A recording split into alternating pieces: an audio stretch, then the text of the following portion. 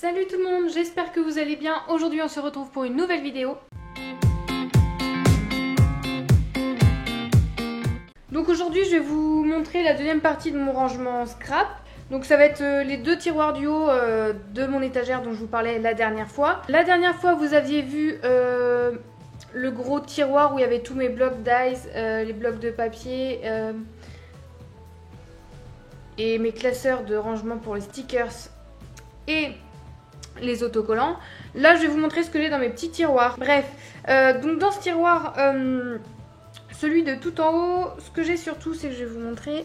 Donc dans ce tiroir j'ai tout ce qui est crayon de couleur, pastel et tout ce qui est paillettes, colle, etc.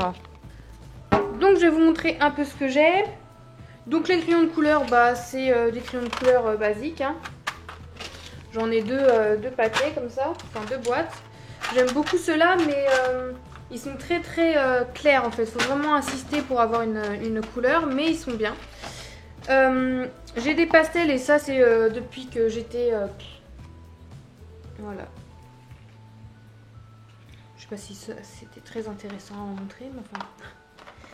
Je vous les montre. Donc c'est la marque Moonkyo. Je pense que c'était une bonne marque, hein, parce que c'était ce qu'on nous demandait à la fac. Bref. Bon, bah j'ai les tubes de colle, j'ai plein de tubes de colle. J'ai tout ce qui est paillettes, séquins, etc. dans ce tiroir-là. Donc ça vient d'un peu partout. J'ai des trucs qui viennent d'Action, j'ai des trucs qui viennent de Lidl. Ça, c'était à Lidl pour Noël. J'en ai plusieurs tubes. Je vais pas vous montrer toutes les couleurs, mais je crois qu'il y a 6 ou 7 ou même 8 couleurs. Voilà. Ça vient de chez Stocomanie. Qu'est-ce que j'ai d'autre comme paillettes? J'ai de la pâte pailletée comme ça. Je sais pas si je vais réussir à l'ouvrir. Je crois que c'est collé. Bref, c'est de la pâte pailletée que j'avais trouvée chez Nose. Qu'est-ce que j'ai d'autre? Dans cette boîte, j'ai aussi ce qui est un peu dentelle. Alors, c'est pas de la vraie dentelle parce qu'elle est un peu en silicone. Voilà. J'ai mes rouleaux de scotch et de scotch de mousse épaisseur. J'ai la pâte Easing. J'ai des agrafes pour mon agrappeuse. Je vais pas vous le montrer. J'ai... Ah bah tiens, je l'ai retrouvé. J'ai un gros truc comme ça, je savais pas où le mettre. Dans mes stickers ou dans mes autocollants, je l'ai mis dans cette boîte-là. J'ai des petits napperons. Tout ce qui est...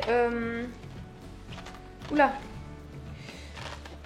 Ça, je sais pas si vous vous souvenez, c'est ce qu'il y avait chez Action, les kits pour faire les petits rubans. J'ai... Alors ça, je m'en suis jamais servi. Je les trouve pas... ils sont nuls, hein, clairement. Enfin, j'ai acheté ça chez Lidl. C'était marqué que c'était des watercolor pens, c'est-à-dire des feutres aquarellables. Bah pas du tout en fait. Hein, c'est juste des feutres, donc... Ou alors je sais pas m'en servir, si vous les connaissez vous pouvez me dire comment vous en servez, mais moi j'ai essayé et j'ai pas trouvé ça fou. J'ai aussi, alors l'autre je ne sais pas où elle est, elle doit être sur la table derrière dans le bazar, la dernière palette d'aquarelle de chez Action. Et voilà pour ce bac là, j'ai aussi une vieille trousse avec tous mes feutres de la marque Bic, ceux-là c'est mes préférés.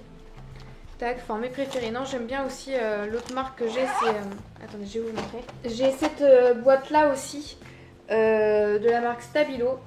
Et je sais, il y en a des plus grandes boîtes. Moi il y en a quand même 68 dedans et franchement, bah, je les trouve trop jolies. Je les avais achetées il y a 4-5 ans quand je m'étais mis à l'art thérapie, vous savez les cahiers de coloriage pour adultes. Donc voilà ce que j'ai dans ce bac là.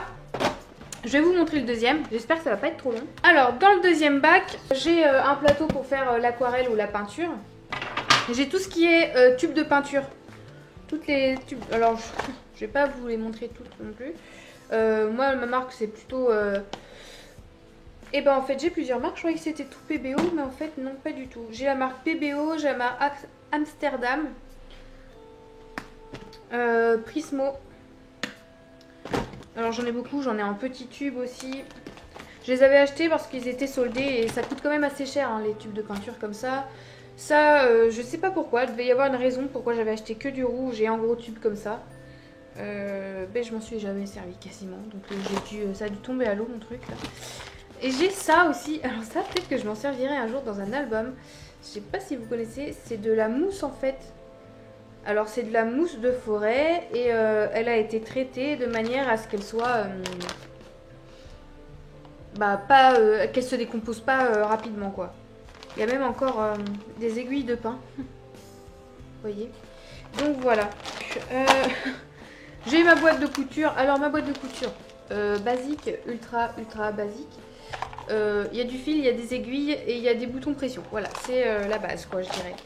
J'ai un pistolet à colle. J'aime bien m'en servir, mais c'est vrai que je vous ai jamais montré des trucs que je faisais avec. Ça va venir. Qu'est-ce que j'ai... Ça c'est ma petite soeur qui m'a donné ça l'autre jour. Je sais pas ce que je vais faire avec, mais c'est pour faire en fait du gaufrage de papier, donc voilà. C'est la marque Crayola, donc voilà. Si vous vouliez savoir. J'ai plein de... Alors plein. Il y en a beaucoup qui sont dans des petits verres d'eau, mais j'ai des brosses et des pinceaux. Bon ça c'est les brosses de chez Action et ils sont très fragiles. C'est-à-dire ça ne tient pas du tout. Clairement je m'en suis servi l'autre jour, je m'en suis servi pourquoi? Pour une couverture, bref. Et je l'avais trempée dans l'eau toute l'après-midi et quand j'ai voulu la rincer, le manche a cassé, vous voyez.